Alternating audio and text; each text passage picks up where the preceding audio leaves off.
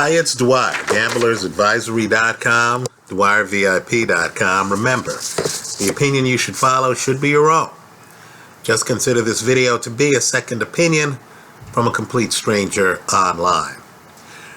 First, a few thoughts. It's December 27th, 2016. Today on boxingscene.com, they have an article on a fighter I've been following. He fights at 154 pounds. His name is Erickson Lubin. In my opinion, he's a future king. In my opinion, right now, he would give some champions a lot of problems. Simply put, in my opinion, this young guy, who's unbeaten, is one of the sport's best body punchers. Right? Know the name, Erickson Lubin. Right? The time to figure out the fighters is before they fight. This guy's awfully good. Let me also talk about the perils here that I hope Ronda Rousey, Floyd Mayweather, Juan Manuel Marquez, and Julio Cesar Chavez Jr. should consider. And that's the idea of fighting one fight too many. Now, Bernard Hopkins has had a great career. Right? He was one of history's most dominant middleweight champions. That's something like 20 years ago, folks. He was dominant.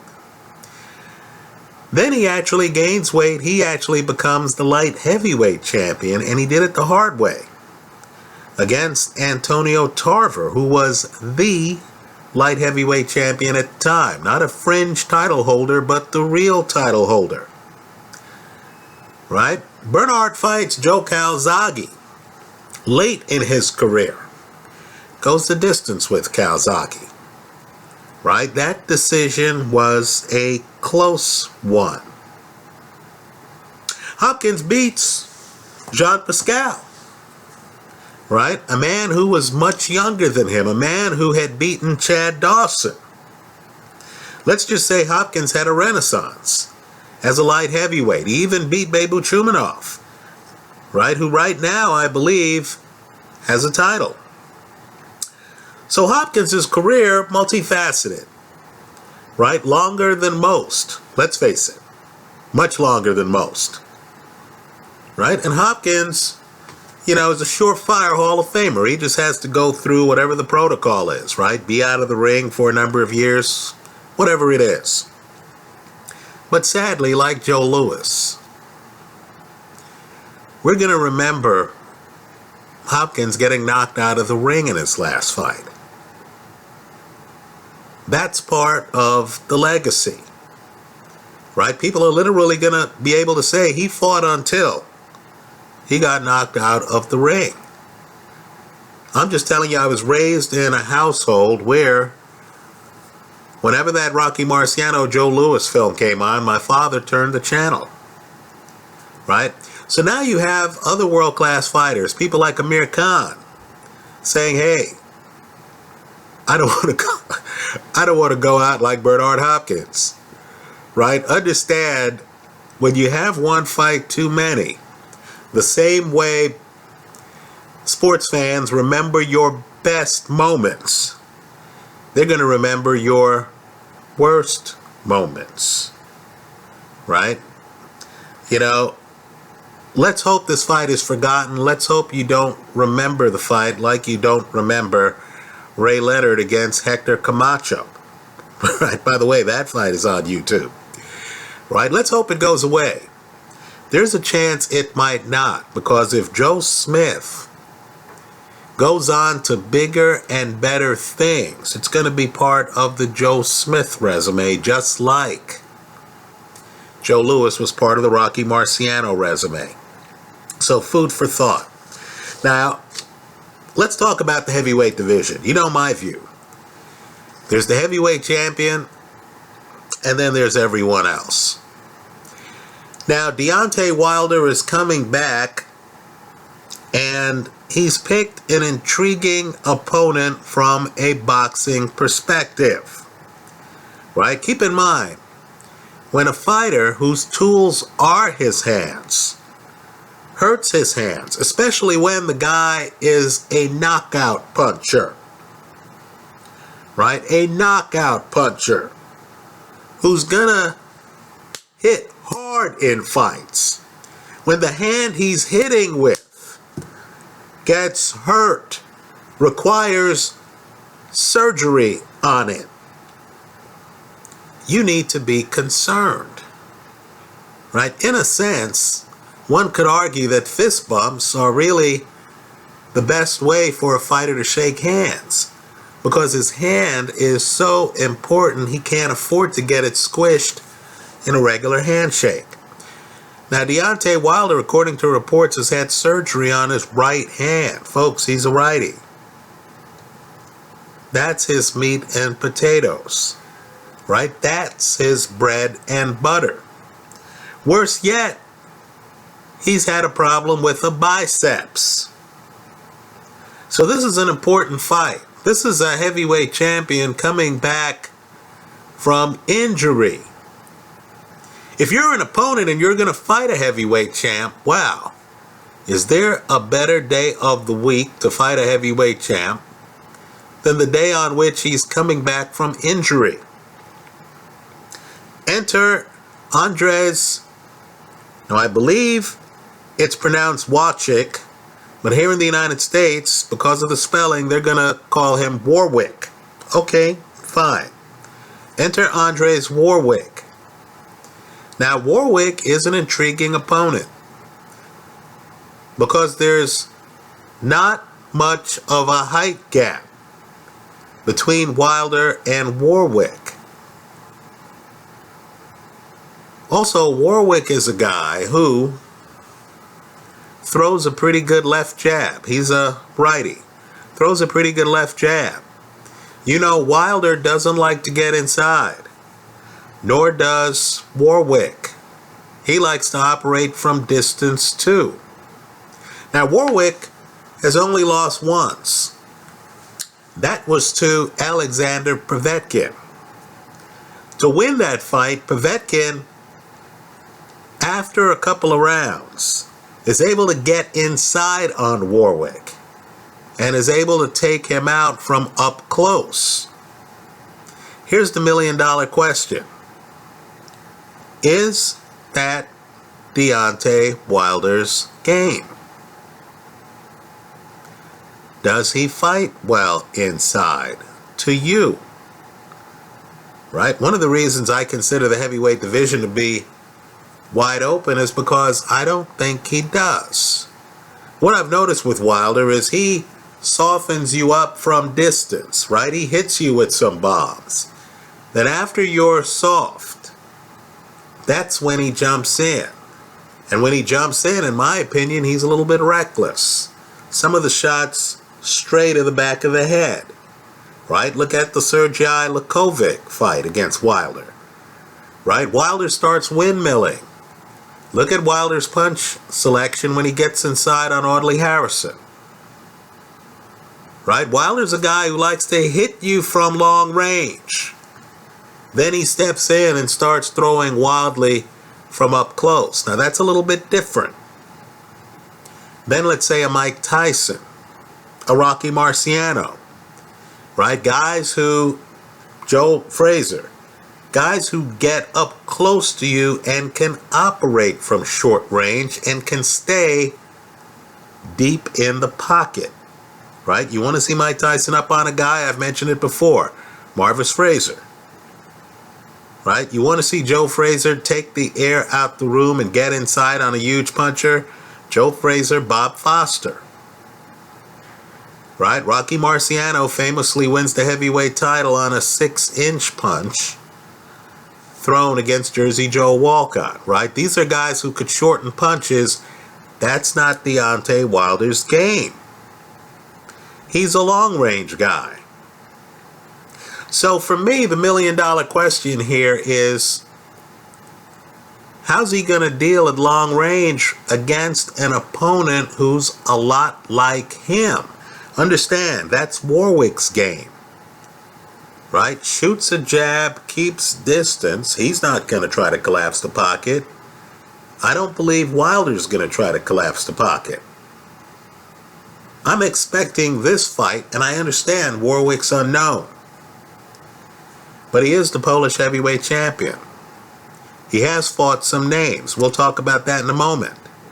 I'm expecting Warwick to stay outside. I'm expecting Deontay Wilder to stay outside. I believe Wilder is hoping that Warwick, who does have a high defensive guard, right? Warwick protects his head. Now against a Povetkin looked and said, great, he's not protecting his body. I haven't seen Wilder throw a lot of body shots. Right? So I'm guessing Wilder is hoping to throw a right hand. That's right. The same hand that's injured. I get the feeling Wilder is hoping to throw a right hand over a lazy left jab. Maybe he catches Warwick cold. Right? Fighters wait for those moments, right? You're a knockout puncher with ring coverage. Your power travels. You can hit a guy from distance. And a guy throws a lazy jab while his hand's extended, you come over, right? His head's attached to his shoulder, isn't it? You come over, hit him on the side of the head. Let me just say, though, Warwick has experience, right? This guy did fight Franz Botha. You might remember Franz Botha, I believe it was in the late 90s, winning a fight against Mike Tyson. Until, of course, Tyson, in my opinion, got lucky with a big shot late in the fight. Botha himself used to be heavyweight champion. Understand, speaking of Mike Tyson, Warwick's also beaten Danny Williams, who beat Mike Tyson. Right? Now, granted, we're not talking about prime Mike Tyson. We're talking about Mike, who himself was in the later stages of his career. Right? But the key is Warwick fought Danny Williams, knocked him out. You might remember Albert Sosnowski. Warwick fought him too and beat him too. That's how Warwick became the Polish heavyweight champion. Now here's the problem. Right? Just like Danny Williams beat Mike Tyson when Tyson was in the twilight of his career. Right? This is the part of Tyson where we'll call it the Kevin McBride era of Mike Tyson's career.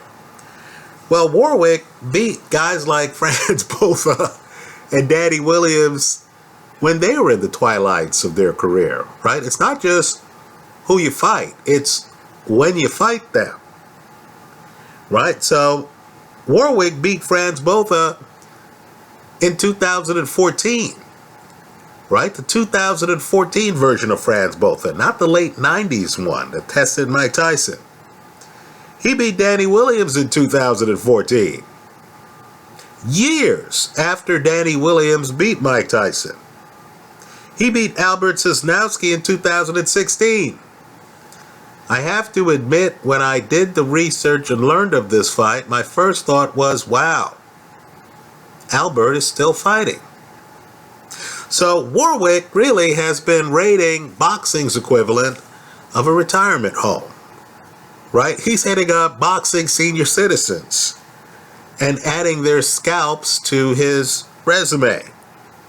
So here he's going to be in against a young lion. He himself is younger than Deontay Wilder, right? But understand, Warwick doesn't have a lot of experience against young guys as good as Wilder. I know I've criticized Wilder. He does have holes in his game, in my opinion, right? He has Mark Breland in his corner. Let's just say he's not Mark Breland in the ring. Yes, I remember Mark Breland, right? But what Wilder does well is, one, prodigious punching power. When he hits you with that first hard shot, the world changes. Right? Think Audley Harrison after he gets hit with that first right hand. Right? You understood that fight was over. Wilder's also an athlete who can move.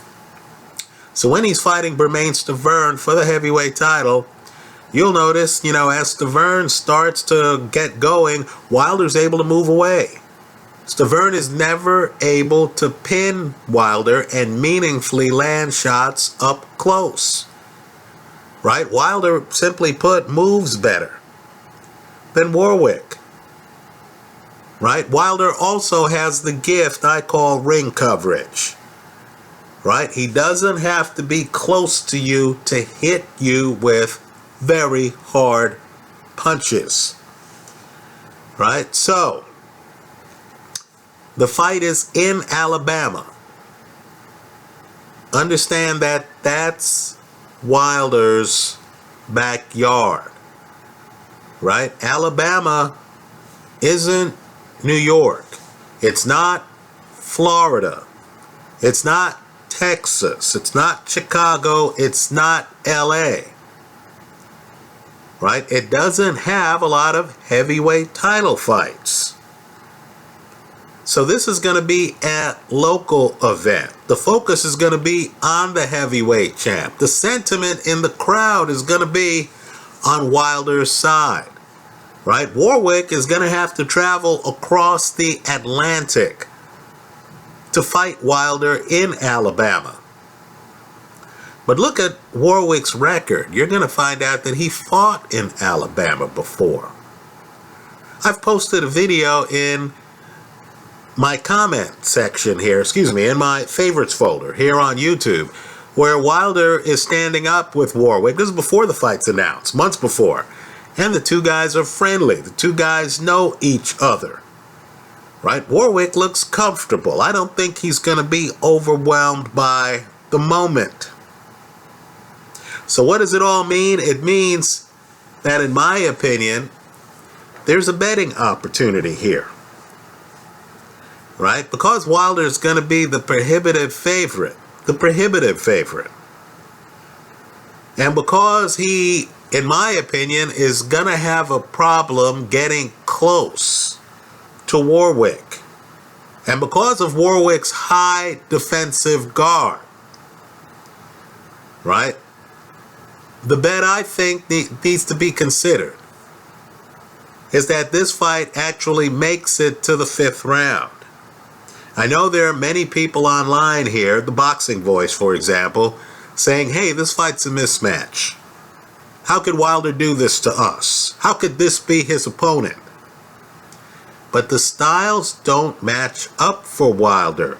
This guy's not shorter. Wilder's not going to be punching down on him. Wilder's not going to be able to pick the distance. He won't be able to dictate that because his opponent is roughly his size and will be throwing a jab. There's a possibility that the opponent might actually be busier than Wilder some rounds. Think it through. I know Wilder started his career with a lot of knockouts in the first 4 rounds. Right? That's where most of Wilder's wins come from. But he's now in the championship part of his career. Remains Dwyer. Goes the distance.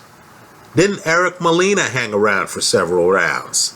Didn't Arthur Spielka hang around for several rounds? Right? Didn't Chris Arreola hang around for, well, at least a few rounds? Right? And that was an Arreola who wasn't even in great shape for the fight. Right? So I believe this fight is more intriguing than most of the public does. Right? I wouldn't be surprised if the underdog makes it to the second half of the fight. I know Povetkin took him out in the 3rd round. Povetkin is a guy who knows how to get low, get inside, and get to your body. You think Deontay Wilder is going to get low, get inside, and get to Warwick's body early? I don't. So I'm expecting this to go a few rounds. Look at the props. Right? I understand. Wilder should be the prohibitive favorite. But I like the underdog just from a value proposition. I expect Wilder to win. But I like the underdog. And what I'm going to do is to make bets that the fight makes it to the start of the 6th round, right? If they have bets for thirds of fights, right? 1 to 4, 5 to 8, 9 to 12, right? You want to make a bet that it makes it to the start of the 5th round, that it makes it to the second group of rounds. I'm not sure if it goes a lot further than that, but I do expect Wilder to have a problem reaching this guy. Let me go one step further too. If Wilder hurts his right hand, which is a distinct possibility, right? Because you know the way things are. You have an injury, you rest, you have surgery, then you come back and it's just not quite right. You throw it, might not break again, but maybe it gets hurt. Maybe you're a little bit hesitant. Maybe you don't have the confidence in that punch that you had when, you took your health for granted. Maybe there's the slow realization that, hey, boxing's a violent sport and maybe I have a chronic injury, right? If that happens, then, in my opinion, this fight could well make it into the championship rounds, right? I'm expecting this fight to go several rounds. I'm expecting this unknown, who's a prohibitive underdog, to make it to the 5th round. That's how I see it. Let me hear from you. I hope you leave your comments in the comment section to this video. Thanks for stopping by.